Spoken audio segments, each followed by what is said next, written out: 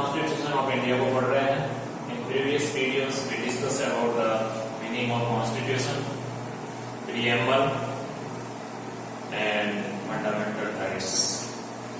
Students, हमने पढ़ा कि हमारे संविधान की मतलब क्या होता है, प्रस्तावना और मुख्य जो मौलिक अधिकार है उनके बारे में भी discuss in details. Now we have come to the fundamental duties. Kids, एक बात याद रखना हमेशा, कॉन्स्टिट्यूशन में अगर फंडामेंटल राइट्स का बारे में डिटेल्स दिया गया है तो फंडामेंटल ड्यूटीज का भी इतना ही सिग्निफिकेंट है, because both the fundamental rights and duties go in hand to hand, hand in hand. They are intertwined, interrelated and complementary to each other। हम अगर मौलिक अधिकारों की बात करते हैं या भारत का कोई भी नागरिक अगर अपने अधिकारों की बात करता है तो उसका ये कर्तव्य है कि वो इन ड्यूटीज को भी ध्यान रखे। Being a citizen, what are our duties? When we claim about the rights, fundamental rights, according to the Constitution, we seek facilities. Then it's our utmost duty to keep in mind these fundamental duties. Now I will give some details. संविधान का part 4A article 51A में fundamental duties को discuss किया गया है। एक बात और ध्यान रखिएगा जो कॉम्पिटिटिव एग्जाम के लिए बहुत इंपॉर्टेंट है, these fundamental duties were not part of original constitution. These fundamental duties concept has been taken from the USSR, जो कि ओल्ड रशिया को पहले यूनाइटेड स्टेट ऑफ सोवियत रूस बोलते थे, and these have been inserted in our constitution by 42nd amendment 1976। 1976 में 42वें संविधान संशोधन के द्वारा फंडामेंटल ड्यूटीज को, जो मौलिक कर्तव्य है, उनको शामिल किया गया है। पार्ट 4A आर्टिकल 51A में रखा गया है और ये सारी चीजें were taken into the consideration according to the Swaran Singh committee. Originally हमारे संविधान में जो 1976 अमेंडमेंट हुआ था उसमें 10 फंडामेंटल ड्यूटीज था, उनके बारे में हम पढ़ लेते थोड़ा। पहली है टू अवॉइड, यानी मानना या फॉलो करना, अबाउट किसके बारे में, constitution, ideals, institution, national anthem and national flags.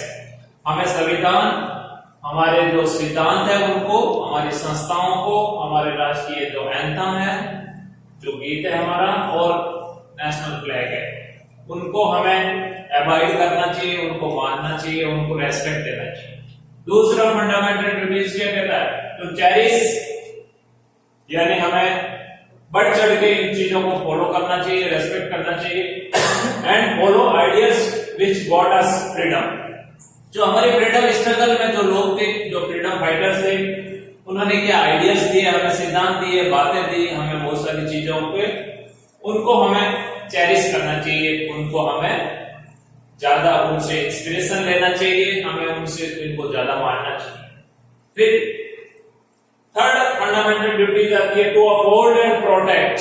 Uphold यानी बना के रखना, प्रोटेक्ट यानी उसको बचाना। क्या चीज को, the sovereignty, unity and integrity of India, Bharat की जो संप्रभुत्व है उसको, यूनिटी जो एकता है, और अखंडता, इंटीग्रिटी यानी अखंडता, उनको बनाए रखना, यह हमारा कर्तव्य है, हमारी ड्यूटी है।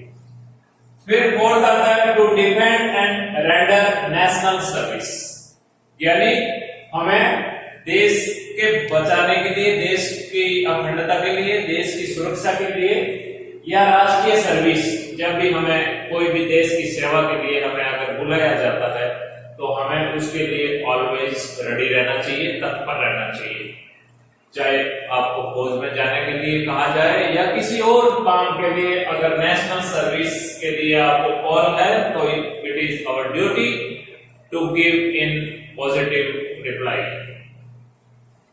फिफ्थ वन है टू प्रमोट हार्मनी, यानी हमें आपसी सद्भाव को प्रमोट करना है, उसको बढ़ाना है। अमंग द इंडियन सिटीजन्स, हम सारे इंडिया के जो निवासी है, जो नागरिक है, हमें यह हमारा कर्तव्य है कि हम हार्मनी को प्रमोट करें, उसको बढ़ाएं, न कि हम आपसी वायलेंस, भेदभाव, कॉन्फ्लिक्ट और हेट को बढ़ाएं, धरना या ईर्ष्या ना बढ़ाएं, कि हमें शांति और सद्भावना बढ़ानी है। फिर सिक्स्थ ड्यूटी है, छठा कर्तव्य यह है कि टू वैल्यू एंड प्रिजर्व, हमें वैल्यू देना चाहिए और प्रिजर्व, उसको बचा के रखना चाहिए। क्या चीज को? The rich heritage and composite culture, जो हमारे देश का रिच हेरिटेज है, यानी हिस्टोरिकल, जो हमारे पास हिस्टोरिकल साइट्स है, रिच हेरिटेज है, जो हमें विरासत में मिला है, कोई भी चीजें, हमारे हिस्टोरिकल मॉन्यूमेंट्स हो गए, हिस्टोरिकल साइट्स, नेशनल रिजर्व्स, इन सारी चीजों को कंपोजिट कल्चर, जो हमारा देश का जो कल्चर है, जो एक डाइवर्सिफाइड कल्चर है, जो हमें यूनिटी की तरफ ले जाता है, इन चीजों को प्रिजर्व करना और वैल्यू देना, it is our foremost duty. फिर सेवंथ आता है to protect and improve, protect यानी बचाना, इम्प्रूव यानी बढ़ाना, या उसको हमें कंजर्व करना। क्या चीज को? नेचुरल एनवायरनमेंट, जो पर्यावरण है, जो प्राकृतिक पर्यावरण है, उसको हमें प्रोटेक्ट, बचाना चाहिए, ये हमारा कर्तव्य है, और उसको हम इम्प्रूव करें, ये भी हमारी ड्यूटी है। फिर आता है एट्थ ड्यूटी, क्या कहता है? To develop scientific temper, humanism and spirit of inquiry and reform. इसका मतलब ये होता है कि हमारी ये ड्यूटी है कि हम डेवलप करें, हम विकसित करें। क्या चीज? हम हार्नेस करें, हम ह्यूमन रिसोर्सेज को डेवलप करें। किसके लिए? साइंटिफिक टेम्पर, हमारी जो अंदर वैज्ञानिक क्षमता है, हर एक इंसान में एक वैज्ञानिक सोच होती है, उसका दिमाग होता है, उसको हम बढ़ाएं। ह्यूमनिज्म, हम मानवता की बढ़ावा दें।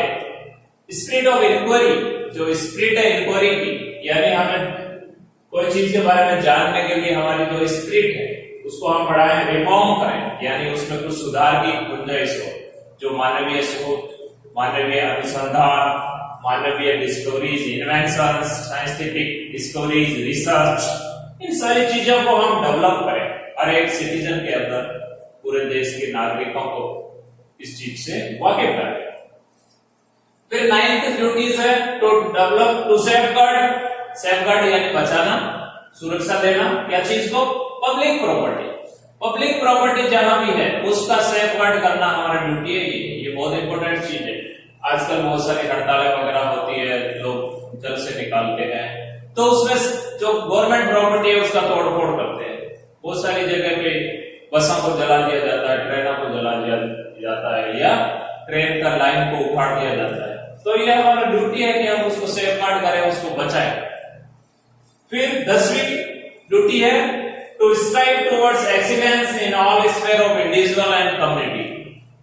कम्युनिटी में जो हर एक इंडिविजुअल है उसको स्ट्राइव टुवर्ड एक्सीलेंस, वो आगे बढ़े। हर एक इंडिविजुअल का ये ड्यूटी है कि वो जीवन में विकास करें, उसका ह्यूमन रिसोर्स डेवलपमेंट खुद करे, वो अच्छे से अच्छे नॉलेज प्राप्त करें और समाज और देश के विकास में और आगे बढ़ने के जो यात्रा है उसमें अपना सहयोग दें। ये हमारा ड्यूटी है कि हम एक्सीलेंस को प्राप्त करें, हम ज्ञान को बढ़ाएं, अपने अंदर अपनी क्षमता को बढ़ाएं। It is also our fundamental duty. तो ये ओरिजिनल 10 ड्यूटीज है, लेकिन कई किताबों में 10 ड्यूटीज का लिखा है, लेकिन आजकल नया जो बुक्स है उसमें आ गया है और ये अमेंडमेंट हो भी गया है। 11वीं ड्यूटी हमारे कॉन्स्टिट्यूशन में इंक्लूड कर दी गई है। 11वीं ड्यूटी, उसके बारे में मैं आपको यह बताना चाहूंगा।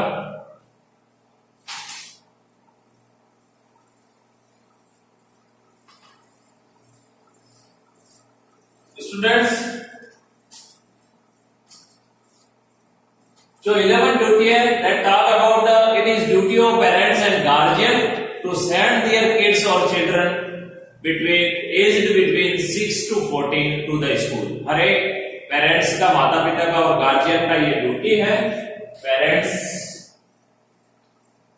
And guardian to send their kids aged between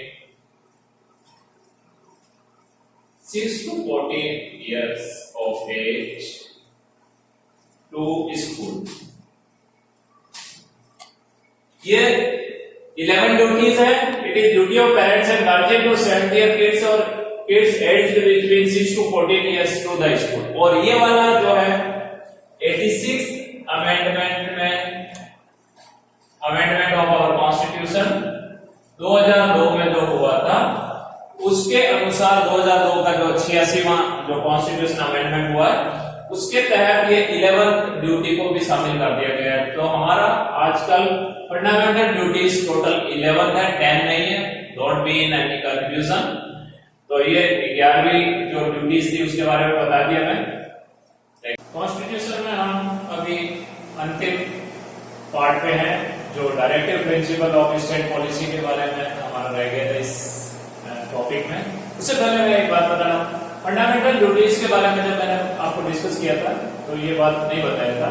fundamental duties are not enforceable by the law, यानी द कोर्ट ऑफ लॉ के द्वारा फंडामेंटल ड्यूटीज को हम इन्फोर्स नहीं कर सकते। Means legally that is not binding on the part of government to enforce any fundamental duties to any citizen, whereas in the fundamental rights it is enforceable by the law।